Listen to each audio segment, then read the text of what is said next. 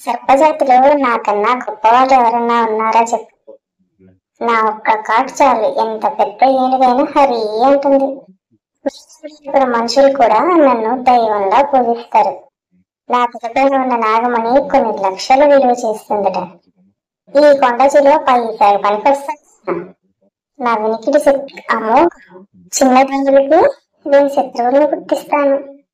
నా విషయం చంపడానికే కాదు, బ్రతికించడానికి కూడా వైద్యులు ఉపయోగిస్తారట. తెలుసా మీకు ఈ సంగతి?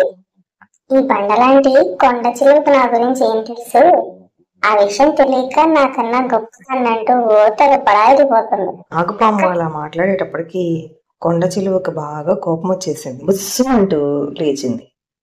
ఎవ్వరి వీపు వారికి కనిపించదన్నట్లు ఇది విష సర్పం. దీని విష నైజాన్ని కూడా గొప్పగా చెప్పుకుంటుంది పాపం. అదే నేనైతే కాటే లేకుండా బాధ కూడా లేకుండా